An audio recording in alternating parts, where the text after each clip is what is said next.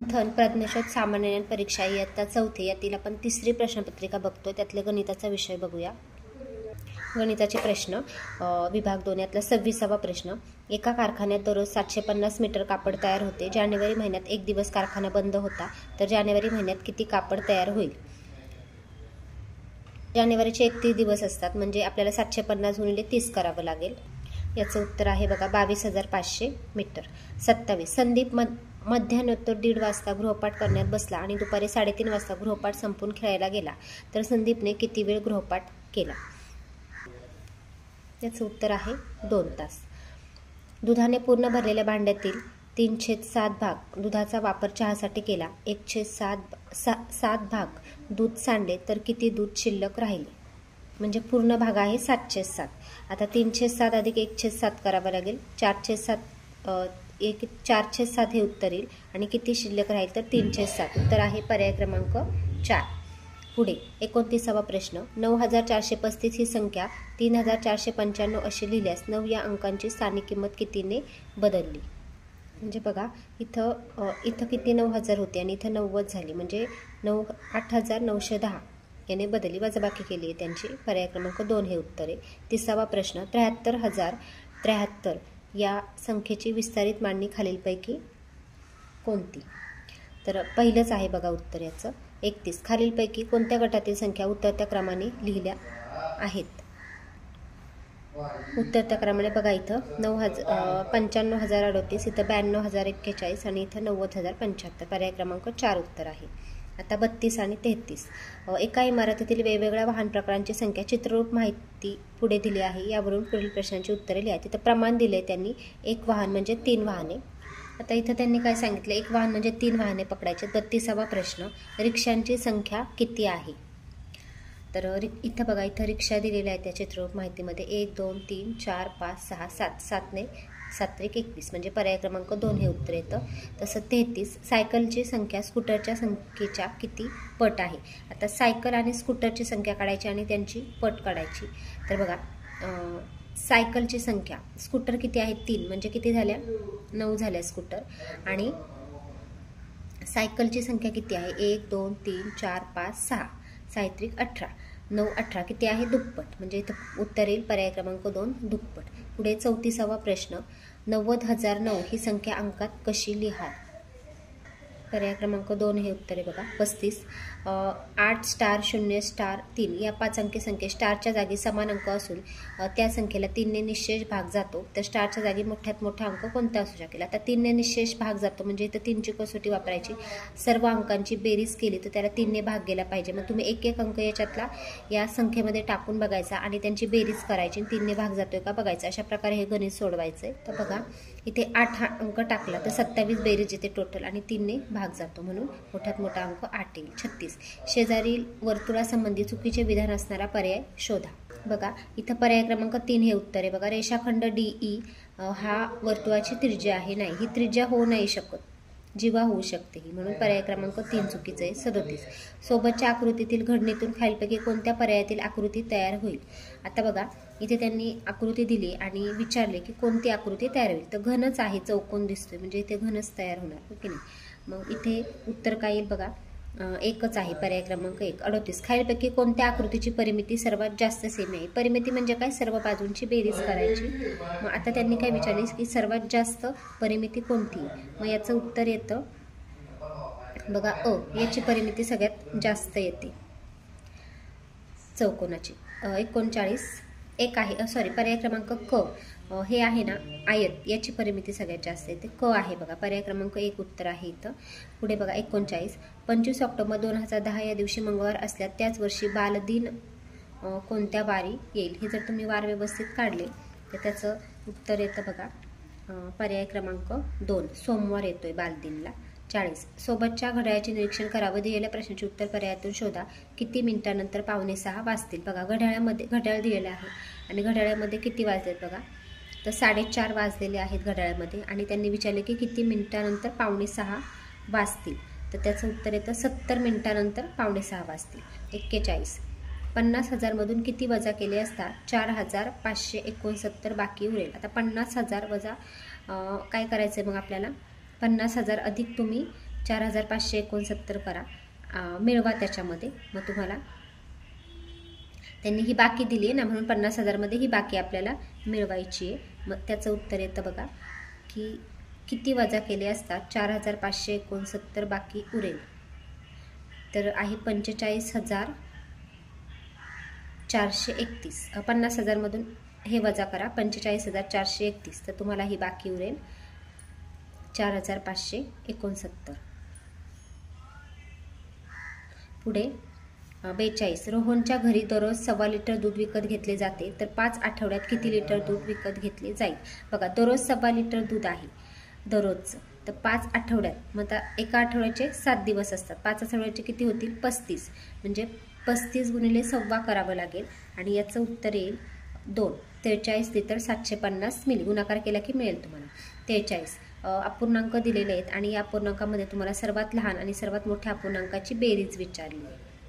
छेद समान आहे त्यामुळे लहान मोठा अपूर्णांक पटकन काढा तुम्ही. हो की नाही? बघा, लहान सगळ्यात 7/24 आणि सगळ्यात मोठा आहे 15/24. यांची बेरीज तुम्ही केली तर बघा काय येईल?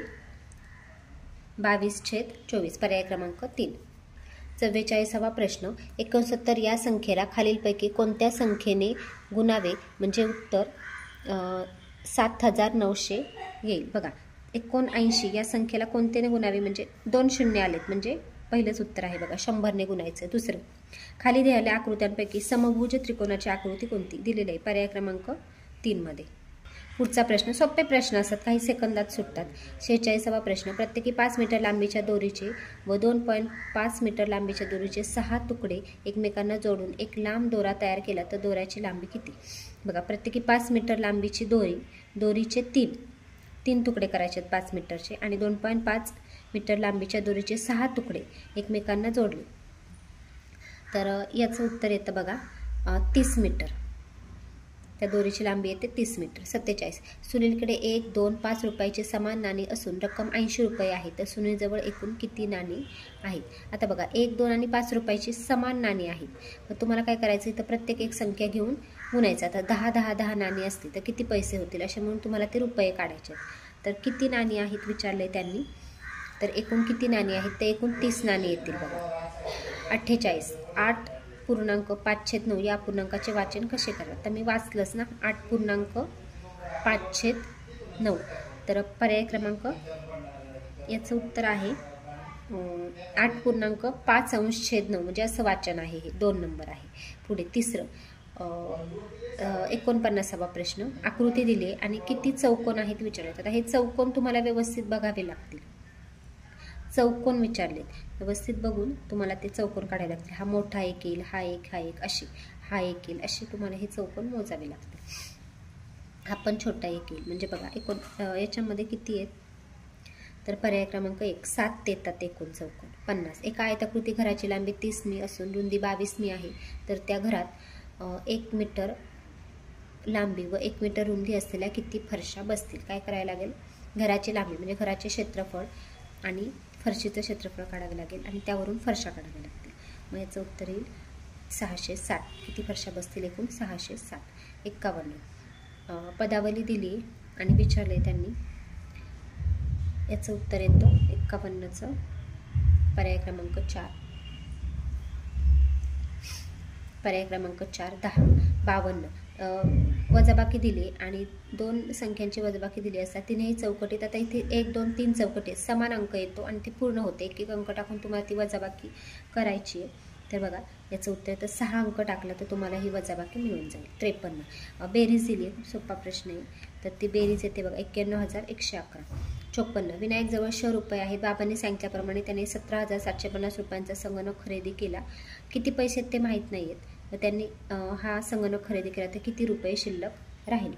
मग काय करावं लागेल? 17,050 म्हणजे पर्याय क्रमांक 3 उत्तर येईल बघा. 55. खालीलपैकी कोणत्या पर्यायात मूळ संख्यांची संख्या सर्वात जास्त आहे?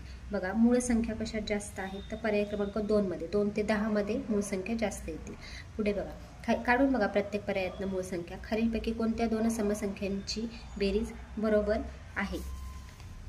तर बघा, या ज्या संख्या आहेत ना यांची बेरीज ही बरोबर येते. पर्याय क्रमांक 4 उत्तर आहे. 57. इथं काय दिलंय त्यांनी? भागाकार दिलेला आहे 891 भागिले 11 बरोबर किती?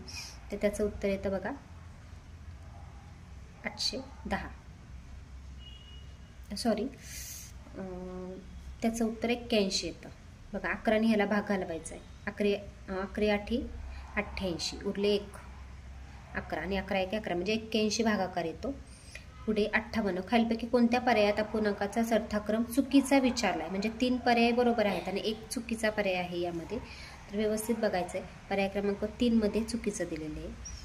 59 प्रश्न बघा. खालील आकृतीबंधाचे निरीक्षण करावं. दिलेल्या पर्यायातील कोणत्या अक्षरसमूहाचा तो आकृतीबंध आहे तो शोधायचा आहे. म्हणजे हे जे दिलंय ना त्यांनी ते शोधायचं. म्हणजे बघा, ए साठी समजा हा ॲरो असेल तर बी साठी हे 2 ॲरो आहेत का?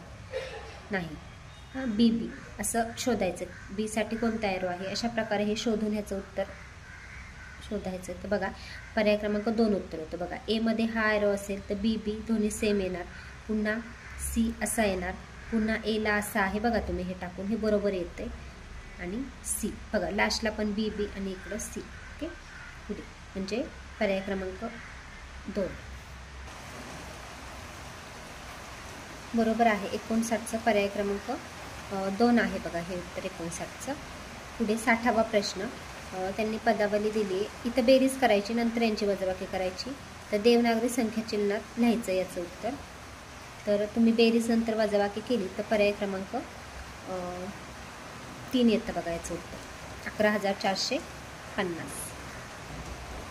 61वा प्रश्न. 940 हे अंक कमीत कमी एकदा वापरून तयार होणाऱ्या 5 अंकी लहानात लहान संख्येत 81 ही संख्या मिळवावी तर किती उत्तर येईल?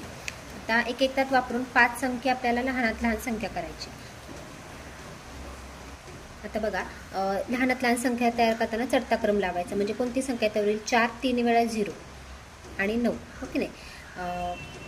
आणि त्याच्यामध्ये आपल्याला 81 मिळवायची. मग उत्तर होईल बघा 40,090 संख्या. पुढे 62. 1 डझन पेनांची किंमत 780 रुपये आहे.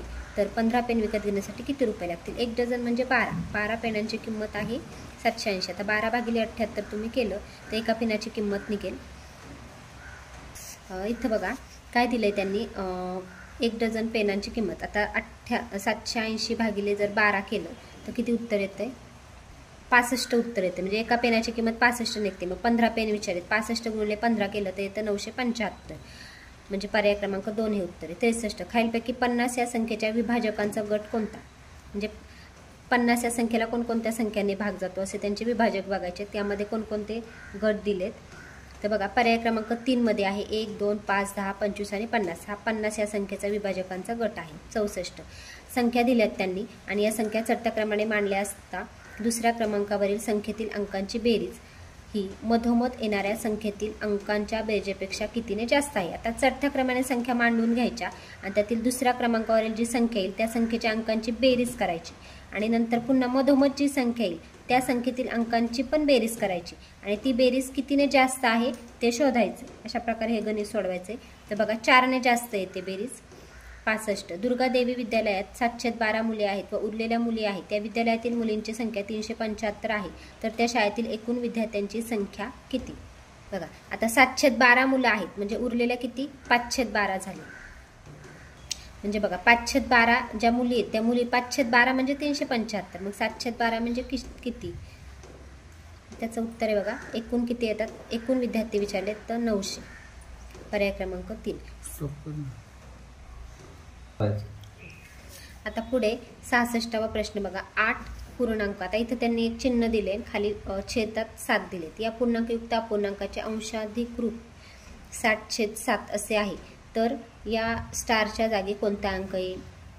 आता हे कसं सोडवतं आपण? छेद आणि पूर्णांक संख्येचा गुणाकार करतो. आता 7 8 56. 56 मध्ये किती मिळवायचे? 4 मिळवले म्हणजे इथे 60 होतात आणि छेद आहे. आता हे जर सोडवलं तर बघा 56 येतं आणि मग 56 मध्ये आपल्याला किती मिळावे लागतील म्हणजे उत्तर 60 येईल. तर 4 मिळावे लागतील. म्हणजे बघा, उत्तर आपल्याला मिळाले पर्याय क्रमांक 2. आता 67. या आकृतीत रेषांची संख्या ही रेषाखंडापेक्षा कितीने जास्त आहे? आता बघा, रेषाखंड आणि रेषा या आकृत्या तुम्हाला अगोदर माहिती असतीलच. बघा, ही जी आकृती आहे ना याला आपण रेषाखंड म्हणतो आणि रेषा याला रेषा म्हणतो आणि ही जी आकृती आहे याला किरण म्हणतो.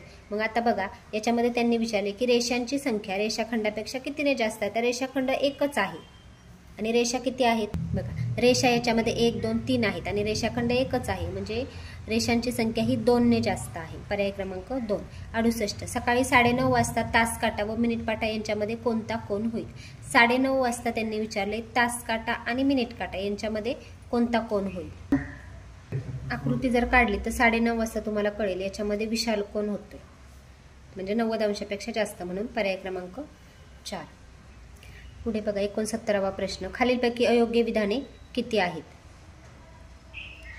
बघा प्रत्येक चौरस हा आयत असतो, प्रत्येक आयत हा चौरस असतो, प्रत्येक चौरस हा समभुज चौकोन असतो आणि प्रत्येक आयत हा पतंग असतो. तर याच्यामध्ये चुकीची विधाने.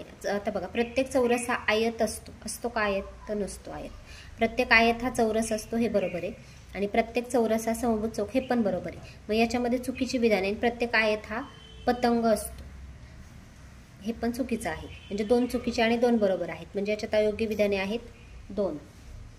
पुढे सोबतच्या घनाच्या आकृतीमध्ये छायांकित पृष्ठालगतच्या लगत नसणारा पृष्ठभाग कोणता. छायांकित कोणता आहे बघा प फ भ ब. याच्या लगतचा कोणता आहे. हा इकडचा लगतचा आहे फ म ब ब आणि हो.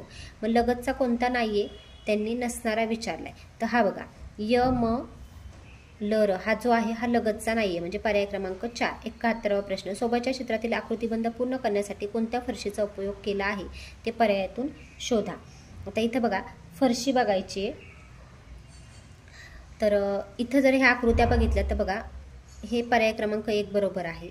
ही जी आहे ना फरशी याचा उपयोग केलेला आहे आकृतीबंध पूर्ण करण्यासाठी. पुढे 72. अपूर्णांक दिलेत आणि उत्तरता क्रम लावायचा. छेद समान आहे त्यामुळे जो लहान अंश तो लहान आणि जो मोठा अंश तो मोठा, अशा प्रकारे उत्तरता क्रम लावायचा. आणि त्यांनी काय विचारले की पहिल्या क्रमांकाचा अपूर्णांक, पहिल्या क्रमांकाचा कोणता येईल उत्तरता क्रम लावायचा आहे, म्हणजे पहिल्या क्रमांकाचा येईल 12/15 आणि मधोमध येणारा अपूर्णांक यांची वजाबाकी करायची. तर यांची वजाबाकी येते 4/15. मधोमध कोणता येईल अपूर्णांक. पहिला येईल 12/15, नंतर येईल 9/15, त्यानंतरचा येईल 8 म्हणजे मधोमध 8/15, म्हणजे यांची दोघांची त्यांनी विचारली आपल्याला 12/15 आणि 8/15 यांची वजाबाकी येईल 4/15. पर्याय क्रमांक 3. 73. एका चौरसाची परिमिती 40 सेंटीमीटर असल्यास त्या चौरसाचे क्षेत्रफळ किती होईल. परिमिती दिली आहे म्हणजे बाजू किती असणार आहे 10 आणि चौरसाचे क्षेत्रफळ बाजू वर्ग, म्हणजे उत्तर येतं पर्याय क्रमांक 4 100 चौसेमी. 74वा प्रश्न. 40 ते 50 दरम्यान येणाऱ्या मूळ संख्यांची बेरीज. 40 ते 50 दरम्यान येणाऱ्या मूळ संख्या सर्व काढायच्यात, त्यानंतर 50 ते 60 दरम्यान येणाऱ्या मूळ संख्या काढायच्यात आणि 40 ते 50 दरम्यान येणाऱ्या मूळ संख्या काढल्या त्यांची बेरीज करायची. नंतर 50 ते 60 दरम्यान येणाऱ्या मूळ संख्या काढल्या त्यांची बेरीज करायची आणि नंतर त्यांनी विचारले की या 50 ते 60 दरम्यान येणाऱ्या मूळ संख्यांच्या बेरजेपेक्षा कितीने जास्त अथवा कमी आहे. तर 19ने जास्त येते वजाबाकी केली तर 75. 1 ते 100 हे अंक लिहिताना कोणता अंक 20 वेळा लिहावा लागतो. तर याच्यामध्ये आहे 3 अ ब क. 1 ते 100 अंक लिहिताना कोणता अंक 20 वेळा लिहावा लागतो. तर याच्यामध्ये बघा 2 3 आणि 8 हे योग्य आहेत, 0 सोडून, म्हणजे पर्याय क्रमांक 3 उत्तर बरोबर आहे. टाईम लावून ही प्रश्नपत्रिका सोडवा आणि उत्तरापर्यंत नक्की पोहोचताल तुम्ही. धन्यवाद.